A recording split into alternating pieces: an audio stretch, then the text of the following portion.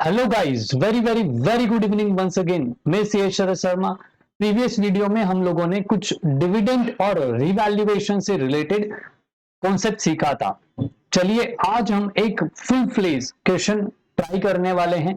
किस तरीके से कंसोलिडेटेड बैलेंस शीट बनती है, क्या उसका प्रोसीजर होता है, आज हम ये सारी चीजें हम सीखने वाले हैं। तो कंसोलिडेटेड बैलेंस शीट सीखने से पहले मैं आपको कुछ बेसिक कैलकुलेशंस के बारे में बता देता हूं कि क्या क्या चीजों की रिक्वायरमेंट होगी, जो हमने प्रीवियस वीडियोस में ऑलरेडी कवर कर ली है। नंबर वन, हमको पता होना चाहिए कि होल्डिंग कंपनी कौन है और सब्सिडरी कंपनी कौन है, सबसे पहले तो। नंबर दो, हमको उनके शेयर पता होने चाहिए, that is percentage of holding पता होना चाहिए। ये परसेंटेज ऑफ होल्डिंग हमको क्यों चाहिए, क्यों चाहिए परसेंटेज ऑफ होल्डिंग? बिकॉज हमको इसके साथ में माइनॉरिटी इंटरेस्ट भी कैलकुलेट करना रहता है। माइनॉरिटी इंटरेस्ट भी कैलकुलेट करना रहता है, इसके लिए हमको परसेंटेज ऑफ होल्डिंग पता होना चाहिए। Number three, that is cost of control. इसको हम बोल सकते हैं गुडविल की कैलकुलेशन या फिर कैपिटल रिजर्व, अगर कुछ आता है तो। That is cost of control हमको कैलकुलेट करना रहेगा। नंबर फोर, प्रॉफिट और रिजर्व कैसे हैं, प्रॉफिट और रिजर्व कैसे हैं। प्रॉफिट और रिजर्व को आपको दो कैटेगरीज में डिवाइड करना है। Number one, pre and post. Pre and post, ये आपको पता होना चाहिए कि प्री एक्विजिशन प्रॉफिट कौन सा है और कितना है, और पोस्ट एक्विजिशन प्रॉफिट कितना है और कौन सा है, क्योंकि इन दोनों का ट्रीटमेंट अलग अलग होता है। नेक्स्ट बात आ जाती है, दैट इज माइनॉरिटीज इंटरेस्ट का अमाउंट कितना रहेगा। दैट इज माइनॉरिटी इंटरेस्ट की आपको कैलकुलेशन करनी पड़ेगी। अगर क्वेश्चन में डिविडेंड के बारे में पॉइंट दिया गया है, डिविडेंड के बारे में अगर पॉइंट दिया गया है तो उसका आपको ट्रीटमेंट करना पड़ेगा। नेक्स्ट वन, अगर आपको क्वेश्चन में एसेट्स के रिवैल्यूएशंस के बारे में बोला गया है, revaluation of assets and liabilities के बारे में बोला गया है, तो उसका ट्रीटमेंट करना पड़ेगा। अभी तक जो हमने सीखा वो सारे ये पॉइंट्स कवर हो जाते हैं। आगे जब बढ़ेंगे तब इंट्रा ग्रुप ट्रांजेक्शन्स जो होते हैं, इंट्रा फर्म ट्रांजेक्शन्स होंगे या इंट्रा कंपनी जो ट्रांजेक्शन्स होंगे, वो हमको देखने हैं। दैट इज होल्डिंग कंपनी और सब्सिडरी कंपनी के बीच में जो ट्रांजेक्शन्स हो रहे हैं वो कवर करना है, और बोनस शेयर्स किस तरीके से एडजस्ट करना पड़ेगा वो हमको यहाँ पे देखना पड़ेगा। बट आज का जो क्वेश्चन रहेगा वो एकदम बेसिक कंसोलिडेटेड बैलेंस शीट के बारे में रहेगा। एकदम बेसिक क्वेश्चन आज सोल्व करने वाले हैं। तो चलिए क्वेश्चंस को देखते हैं और समझते हैं कि क्या बोला गया है क्वेश्चन के अंदर। Number one, that is question में क्या बोला कि बैलेंस शीट देके रखिए, कुछ इंफॉर्मेशन है आपके पास में, आपको क्या बनाना है। What is required in the question, that is prepare the consolidated balance sheet of Virat and Anushka limited. Virat and Anushka limited की आपको क्या बनानी है, बैलेंस शीट बनानी है। कब बनानी है? On is it 31 March, is it 31 मार्च आपको उनकी बैलेंस शीट बनानी है। विराट लिमिटेड होल्ड 80%, तो आपको क्या परसेंटेज ऑफ होल्डिंग पता चल गया? Yes sir, percentage of holding पता चल गया। V limited, that is Virat limited का 80% है, तो बाकी किसका होगा? तो माइनॉरिटी इंटरेस्ट जो है वो हमको पता चल गया, दैट इज 20% है। Is it clear? Number one, percentage of holding अपने को पता चल गया। In Anushka limited, since its incorporation, मतलब स्टार्टिंग से ही जब अनुष्का लिमिटेड इनकॉर्पोरेट हुई थी तब से ही विराट लिमिटेड ने उसमें होल्डिंग लेके रखी है।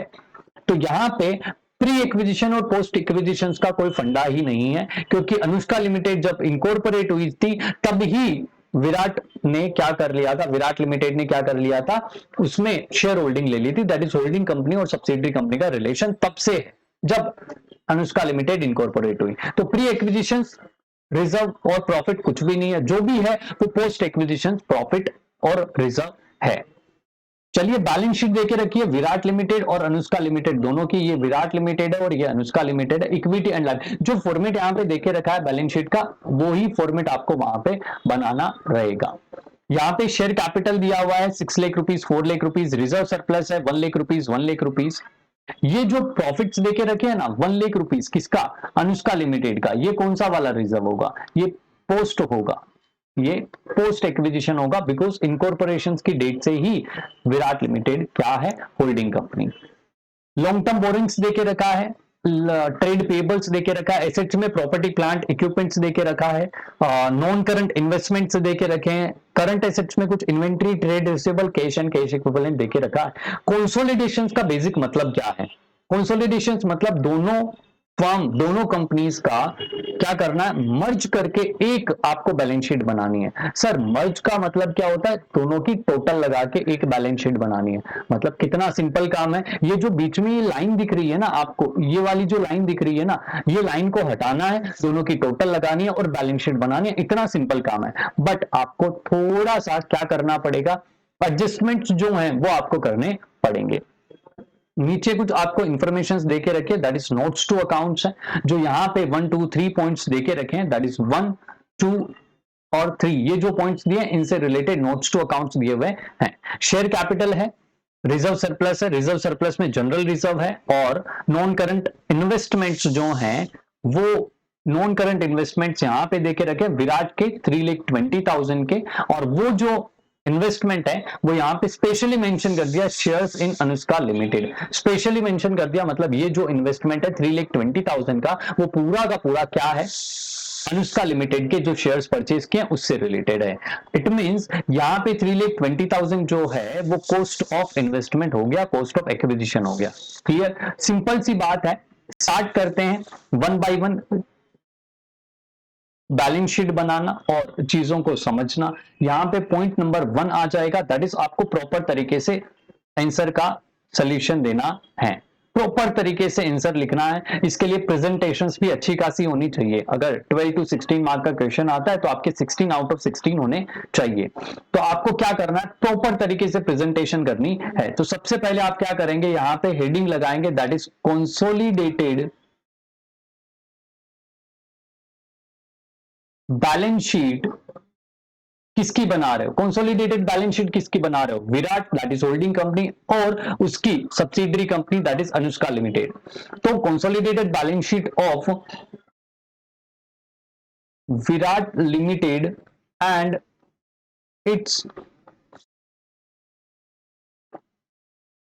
Subsidiary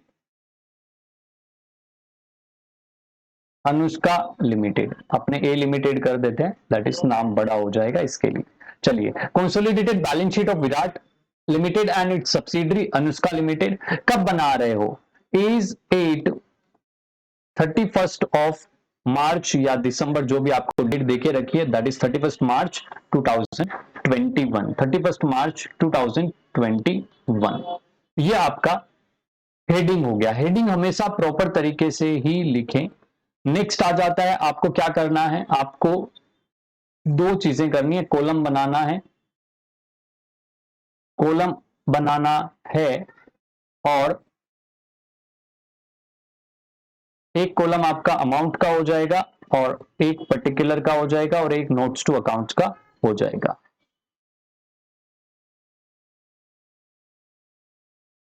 that is note number का कॉलम बनाना रहेगा।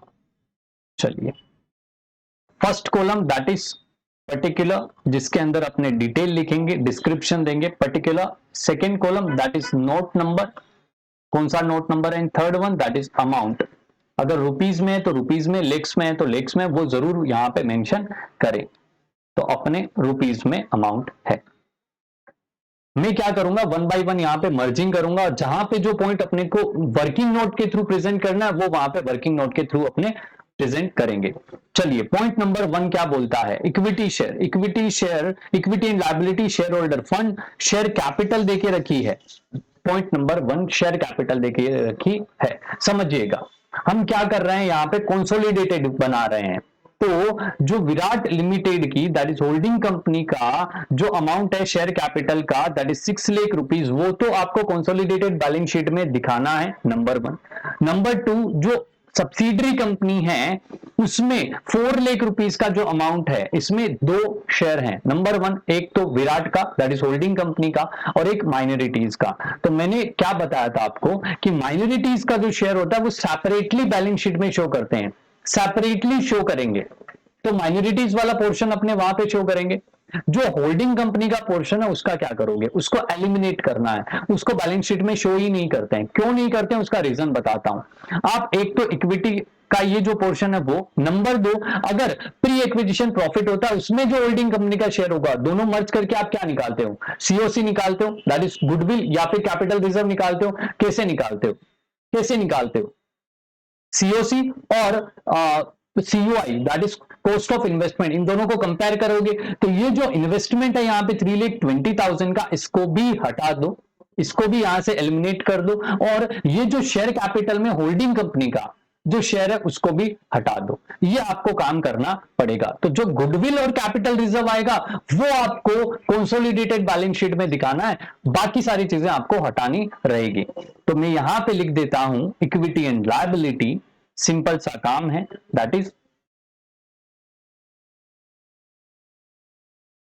Equity and liabilities. Equity and liabilities में फर्स्ट पॉइंट आता है शेयर होल्डर फंड का। तो यहां पे आप लिख दोगे first point, that is share holders fund. Share holder fund में आपके दो चीजें होगी, number one share capital. Share capital के बारे में मैंने आपको बता दिया, वर्किंग नोट के थ्रू आपको शो करना पड़ेगा। और अमाउंट जो आएगा वो होल्डिंग कंपनी की जितनी कैपिटल है, दैट इज 6 लाख रुपीस, वो आपका यहां पे अमाउंट आ जाएगा 6 लाख रुपीस। सिंपल सा काम है। इसके लिए आपको वर्किंग नोट बनाना पड़ेगा। वर्किंग नोट में क्या, working note in the sense notes to accounts जो होंगे वो आपको बनाने पड़ेंगे। इस तरीके से आपको नोट्स टू अकाउंट्स बनाना है। ये जो यहां पे देके रखा है ये नोट्स टू अकाउंट, इसी तरीके से आपको बनाना पड़ेगा। क्या आपको और कुछ करना पड़ेगा यहां पे, नंबर दो, क्या आपको यहां पे और कुछ करना पड़ेगा, नहीं। तो चलिए नोट्स टू अकाउंट्स अपने बना लेते हैं। इसके जस्ट नीचे आपको बनाना पड़ेगा, मेरे पास में यहां पे जगह है तो मैं यहां पे बना देता हूं। चलिए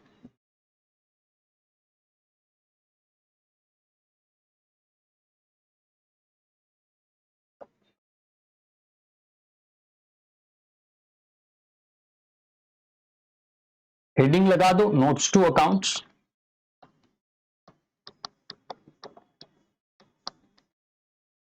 फर्स्ट कॉलम नोट नंबर, कौन से नोट नंबर का आप नोट बना रहे हो वो। Second one that is particular, अगर इनर कॉलम में कुछ कॉलम आपको करने हैं या कुछ अमाउंट लिखना है तो इनर कॉलम बनाना, अदरवाइज आपको क्या करना पड़ेगा, अमाउंट का डायरेक्टली कॉलम आ जाएगा।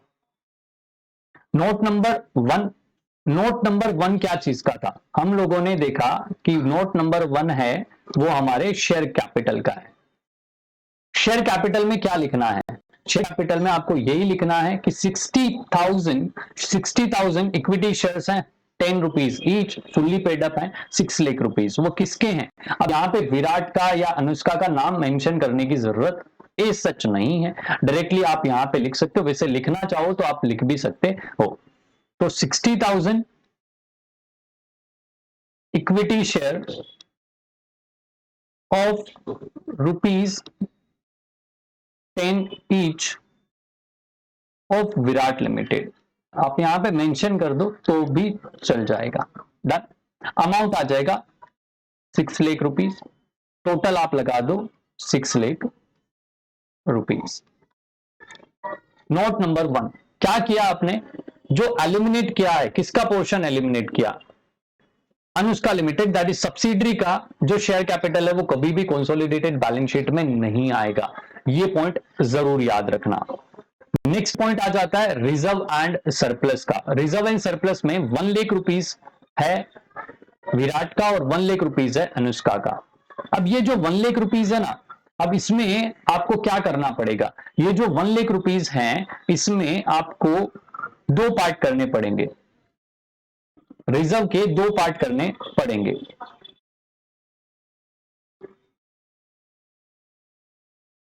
रिजर्व के दो पार्ट करने पड़ेंगे। रिजर्व में क्या है, जनरल रिजर्व है, जनरल रिजर्व में माइनॉरिटी का कितना है, माइनॉरिटी इंटरेस्ट कितना है, एक तो वो निकाल लो। नंबर 2, होल्डिंग कंपनी का कितना है। अब होल्डिंग कंपनी में अपने को पता है क्वेश्चन में कि डायरेक्टली प्री एक्विजिशंस कुछ भी नहीं है, तो जो है वो पोस्ट एक्विजिशंस वाला रिजर्व है। तो माइनॉरिटी इंटरेस्ट कितना है, 20%, क्योंकि 80% किसका है, होल्डिंग कंपनी का, दैट इज 80% होल्डिंग कंपनी का है, और माइनॉरिटी इंटरेस्ट 20% है। तो यहां पे अपने वैल्यूज लिख सकते हैं, 1 लाख रुपीज में 20% जो होगा वो किसका होगा, 20,000 माइनॉरिटी इंटरेस्ट का, नंबर 1। नंबर 2, होल्डिंग कंपनी का कितना होगा, 80,000, दैट इज 1 लाख रुपीज का 80%, करेक्ट, नंबर 1। नंबर 2, रिजर्व का पॉइंट आ रहा है, नंबर 2, होल्डिंग कंपनी का रिजर्व कितना है, रिजर्व ऑफ होल्डिंग कंपनी,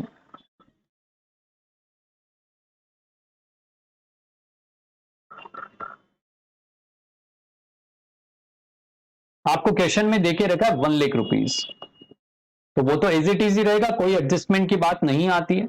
तो टोटल जो आपका रिजर्व सरप्लस दिखेगा वो 1,80,000 होगा। 80,000 जो सब्सिडरी कंपनी का होल्डिंग कंपनी को मिलेगा वो शेयर, नंबर 2 1 लाख रुपीज जो ऑलरेडी उसका है वो आपको लिखना पड़ेगा। तो टोटल यहां पे आ जाएगा 1,80,000। अगर मैं माइनॉरिटीज की कैलकुलेशन करूं, माइनॉरिटी इंटरेस्ट की कैलकुलेशन करूं, तो माइनॉरिटी इंटरेस्ट को और क्या मिलने वाला है, माइनॉरिटी इंटरेस्ट को और क्या मिलने वाला है यहां पे, तो यहां पे मिलेगा माइनॉरिटी इंटरेस्ट को share in equity share capital, equity share capital, equity share capital कितने की थी, कितने की थी, 1 लाख रुपीज की, कितने की थी, 4 लाख रुपीज की, 4 लाख रुपीज में 20%, 4 लाख रुपीज में 20%, दैट इज 80,000 रुपीज जो होगा वो आ जाएगा शेयर कैपिटल। तो माइनॉरिटी इंटरेस्ट 20,000 आपका रिजर्व का पोर्शन और 80,000 आपका शेयर कैपिटल का पोर्शन, तो टोटल वैल्यू कितनी हो जाएगी, टोटल वैल्यू हो जाएगी इसकी 1 लाख रुपीज, करेक्ट है, टोटल वैल्यू हो जाएगी इसकी 1 लाख रुपीज, ये हो गया इसका टोटल। तो दो चीजें यहां से हमको पता चली, नंबर 1 माइनॉरिटी इंटरेस्ट की वैल्यू, नंबर 2 होल्डिंग कंपनी का जो रिजर्व है प्लस सब्सिडरी कंपनी का रिजर्व है, उन दोनों को मर्ज करके हमको वैल्यू पता चल गई। क्या कोई और एडजस्टमेंट होगा, नहीं होगा, तो हम यहां पे लिख देते हैं रिजर्व एंड सरप्लस। इसके लिए नोट नंबर 2, वैल्यू हमको पता है 1,80,000, 1,80,000, यहां पे अपने को वर्किंग नोट करके शो करना पड़ेगा। वर्किंग नोट नंबर 2, क्या चीज का वर्किंग नोट है, रिजर्व एंड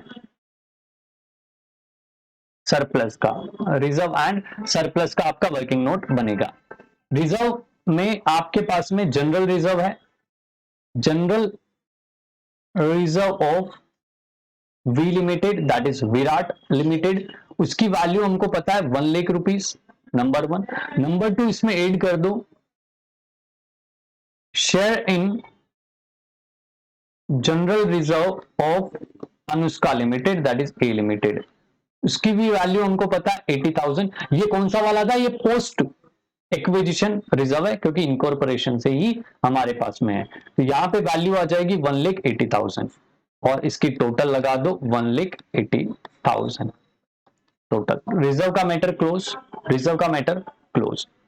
नेक्स्ट आ जाते हैं, आपको यहां पे नॉन करंट लायबिलिटीज देके रखिए, नॉन करंट लायबिलिटीज देके रखी है, उससे पहले यहां पे पॉइंट नंबर 2 आएगा और ये हो जाएगा आपका माइनॉरिटी इंटरेस्ट। माइनॉरिटी इंटरेस्ट जो है वो आप वर्किंग नोट के थ्रू शो कर सकते हो, वो हमने वैल्यूज निकाल के रखी है, तो 1 लाख रुपीज का अमाउंट आ जाएगा इसके अंदर। तो इसके लिए आप नोट नंबर बना दो 3,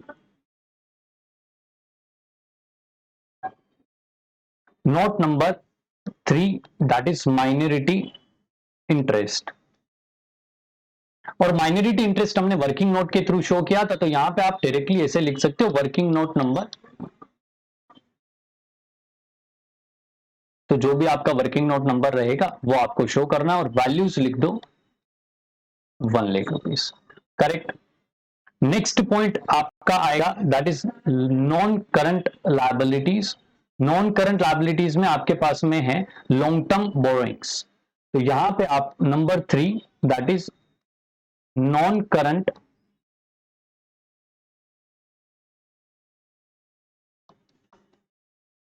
लायबिलिटीज है। नॉन करंट लायबिलिटीज में आपके पास में है long term borrowing.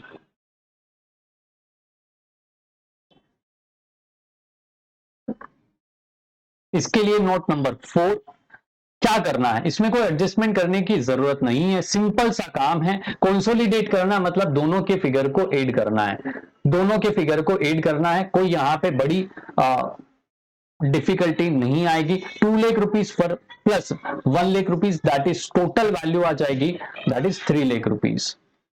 Total value आ जाएगी that is 3 lakh rupees.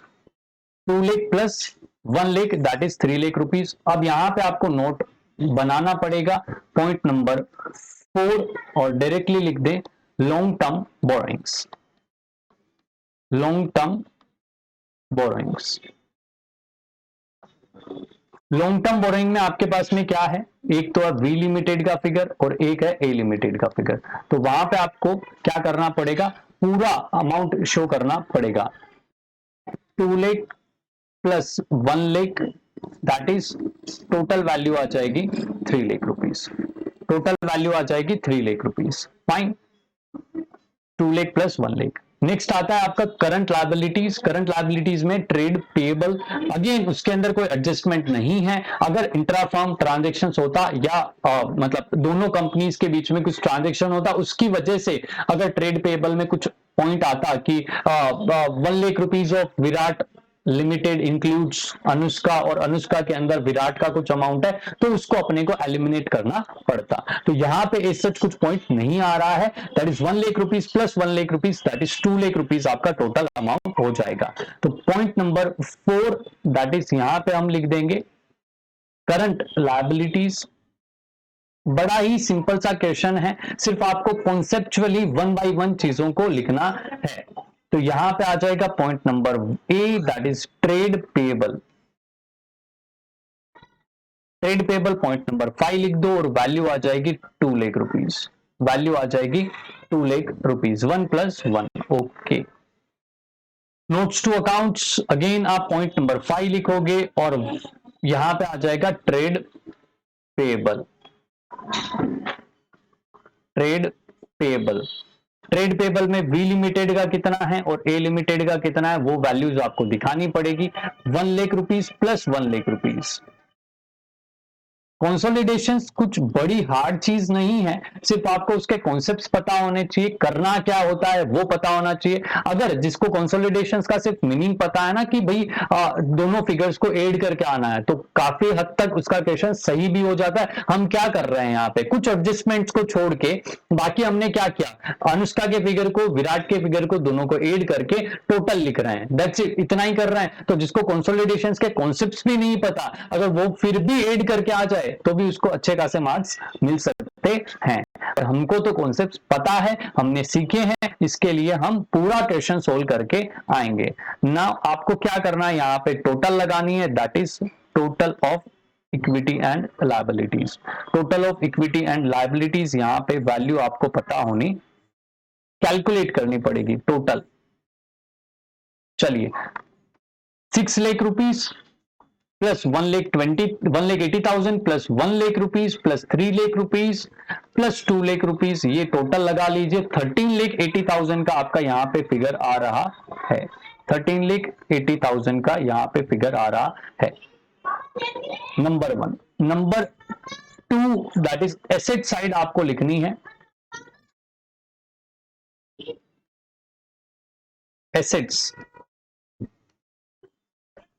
Asset side में क्या क्या चीजें हैं आपके पास में, एसेट्स में property plant and equipment. Property plant and equipments value देके रखिए 4 लाख प्लस 3 लाख, कोई एडजस्टमेंट्स नहीं है, कुछ भी नहीं है। 4 प्लस 3 हमको पता होता है 7 लाख रुपीज होंगे। तो यहां पे फर्स्ट जो पॉइंट आएगा that is number 1 property plant and equipments. तो यहां पे हम लिख लेंगे 1 property plant and equipment. Property plant and equipment और वैल्यू आ जाएगी दैट इज 4 प्लस 3। यहां पे हमको अगेन नोट नंबर 6 और टोटल वैल्यू आ जाएगी 7 लाख रुपीस। करेक्ट, 4+3 हमने किया। नोट नंबर बनाना जरूरी है, नोट्स टू अकाउंट्स जरूर जरूर जरूर बनाए, उसके भी मार्क्स आपके होते हैं। तो यहां पे आ जाएगा property plant and equipment, property plant and equipments V limited का कितना है और ए लिमिटेड का कितना है। वी लिमिटेड का 4 लाख रुपीस और ए लिमिटेड का है 3 लाख रुपीस। टोटल वैल्यू है इसकी 7 लाख रुपीस, नंबर 1। नंबर 2, और क्या देके रखा है क्वेश्चन में, और है इन्वेस्टमेंट, नॉन करंट इन्वेस्टमेंट है 3,20,000 वी लिमिटेड के, और उसके अंदर है अनुष्का लिमिटेड में जो उसने परचेज किया है वो। पूरा क्वेश्चन सोल्व करने से पहले अगर आप सीओसी कैलकुलेट कर लो तो बड़ा इजी हो जाएगा आपके लिए आगे के क्वेश्चंस को करना। तो यहां पे आपको क्या करना है, इस क्वेश्चंस में तो सिंपल था, इसके लिए मैंने सीओसी लास्ट में कैलकुलेट किया है। आप लोग जब बड़े क्वेश्चंस और कुछ एडजस्टमेंट्स वाले क्वेश्चन होते हैं तो आपको क्या करना रहेगा, पहले सीओसी गुडविल और कैपिटल रिजर्व कैलकुलेट कर लें। यहां पे अगर मैं गुडविल और कैपिटल रिजर्व को कैलकुलेट करूं तो क्या होगा, working not, that is cost of control COC, जिसको अपने गुडविल की कैलकुलेशंस या फिर अपने बोल सकते हैं कैपिटल रिजर्व। तो यहां पे होगा आपका, दैट इज सीओसी कैलकुलेट कर रहे हो, number 1 cost of investment, cost of investment. Virat ने अनुष्का लिमिटेड में जो इन्वेस्टमेंट किया उसकी कॉस्ट कितनी थी, वर्क नोट्स टू अकाउंट्स में देके रखा था 3,20,000 नॉन करंट इन्वेस्टमेंट। आपको इसमें से माइनस क्या करना रहता है, number 1 share in equity capital या फिर share in share capital. Number 1 कितना परसेंट है, 80% है। किसका, कितनी अमाउंट थी, दैट इज शेयर कैपिटल की अमाउंट थी 4 लाख रुपीस। किसकी, किसकी, Anushka limited, that is subsidiary की। तो 4 lakh rupees multiply by 80%, 4 lakh multiply by 80%, that is 3,20,000।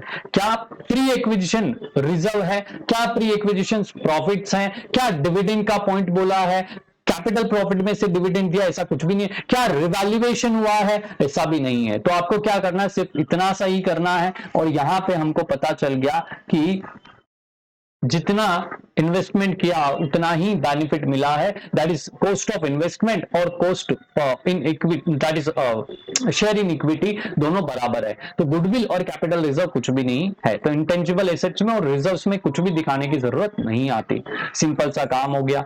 Next अपने बढ़ते हैं, आपको क्या दिया हुआ है यहाँ पे, ये जो नॉन करंट इन्वेस्टमेंट था ना, इसको अपने को कंसोलिडेटेड बैलेंस शीट में नहीं लिखना है। क्यों नहीं लिखना है, क्योंकि आपने equity share capital of Anushka limited नहीं लिखी। जो माइनॉरिटीज वाला शेयर था वो माइनॉरिटी में कवर करके सेपरेटली बैलेंस शीट में शो कर दिया, और बाकी जो पोर्शन था वो आपने लायबिलिटीज से हटा दिया। देख लीजिए यहाँ पे आपने लायबिलिटीज में सिर्फ और सिर्फ विराट की ही, वी लिमिटेड की ही कैपिटल कवर किया है। और ये जो माइनॉरिटीज है 1 लाख रुपीस, इसके अंदर आपका 80,000 रुपीज जो है वो आपका किसका है, शेयर कैपिटल का है। मतलब ऊपर सिर्फ आपने 80,000 कवर किया है। कौन सा पोर्शन कवर किया है, सिर्फ माइनॉरिटी इंटरेस्ट वाला, ऊपर से 3,20,000 उड़ा दिया। तो यहां पे नॉन एसेट साइड में आपको क्या हटाना पड़ेगा, एलिमिनेट क्या करना पड़ेगा, दैट इज 3,20,000, जो पोर्शन आपका नॉन करंट इन्वेस्टमेंट का है। तो इतनी सी कहानी है कि नॉन करंट इन्वेस्टमेंट को भी हटा दो, इक्विटी शेयर कैपिटल को भी हटा दो। नेक्स्ट आ जाता है करंट एसेट्स। सिंपल सिंपल काम है, आपको ऐड करना है, सिर्फ इतना सा काम है, आपको ऐड करना है, यहां पे टोटल लगानी है। तो यहां पे हमको लिखना पड़ेगा, that is number 2 current asset. Non current investment तो हट गया, तो करंट एसेट्स में आ जाएगा point number A. Point number A में आई थिंक सो आपका इन्वेंट्रीज है, फिर ट्रेड रिसीवेबल है, और फिर कैश एंड कैश इक्विवेलेंट है। Number 3 A B C. पहला पॉइंट आ जाएगा इन्वेंट्रीज का, number 2 trade receivable, and number 3 cash and cash equivalent। Cash and cash equivalent. तो यहां पे आपको working note that is notes to accounts बनाने पड़ेंगे 7, 8 एंड 9, 7, 8 एंड 9। मैं यहां पे टोटल लिख देता हूं 160 plus 2 lakh that is 3,60,000, 3,60,000 number one. Number to 80,000 plus 140, 80,000 plus 140 that is 2,20,000। ये हो गया आपका trade receivable and 40 plus 60 that is 1 lakh rupees आपका हो जाएगा cash and cash equivalent. Total लगा लो भैया, एसेट साइड अपना रेडी है, बैलेंस शीट अपना रेडी है, बैलेंस शीट अपना रेडी है, टोटल लगा लो 13,80,000 की आपकी टोटल आनी चाहिए। 7 lakh plus 3,60,000 plus 2,20,000 plus 1 lakh rupees आपका अमाउंट आया और आपकी टोटल आ रही है एसेट साइड की दैट इज 13,80,000। ये सिंपल एकदम बेसिक क्वेश्चन था। अब इसका क्या करना है आपको, ये जो नोट्स टू अकाउंट्स हैं ये आपको बनाने पड़ेंगे, ये आपको यहां पे बनाने पड़ेंगे। Notes to account number 7 that is आप किसका बना रहे हो, इन्वेंट्री का। विराट का कितना है, वी लिमिटेड का कितना है और ए लिमिटेड का कितना है। वी लिमिटेड का फिगर था I think so 1,60,000, 160 plus 2 lakh, 160 plus 2 lakh rupees इसका फिगर था। तो टोटल वैल्यू हो रही थी 3,60,000 number one. Number two that is 8 number पे बनेगा आपका trade receivable. Again V limited में कितना है और ए लिमिटेड में कितना है। वी लिमिटेड और ए लिमिटेड में वैल्यूज आपको पुट करनी पड़ेगी। तो टोटल वैल्यू हो रही थी आपकी 220 और आपको बैलेंस शीट में फिगर देके रखा है 80,000 प्लस 80,000 प्लस 1,40,000, 80 प्लस 140, 80,000 विराट का है, 140 आपका अनुष्का लिमिटेड का है। टोटल वैल्यू आ जाएगी 2,20,000 की। Next that is last one और ये है आपका कैश एंड कैश इक्विवेलेंट का, कैश एंड कैश इक्विवेलेंट का। और यहां पे भी आपको क्या करना है, वी लिमिटेड का कितना शेयर है और ए लिमिटेड का कितना शेयर है। तो 60,000 आपका अमाउंट था ए वी लिमिटेड का और 40,000 अमाउंट था ए लिमिटेड का। तो टोटल वैल्यू हो जाएगी 1 लाख रुपीस। आई थिंक सो मैंने अमाउंट सही लिखे हैं, 40 एंड 60 है ओके। यहां पे आ जाएगा आपका 40,000 और एक आ जाएगा 60,000। चलिए करेक्शन कर देते हैं, 40,000 वी लिमिटेड का है और 60,000 ए लिमिटेड का है। और ये आपका यहाँ पे working note, notes to account, सारी चीजें क्लियर हो गई। एकदम बेसिक सा क्वेश्चन था, एकदम बेसिक सा क्वेश्चन था। आप इसको घर पे जरूर जरूर जरूर ट्राई करिए। मिलते हैं नेक्स्ट क्वेश्चन के साथ में। Bye bye, take care, stay home, stay safe.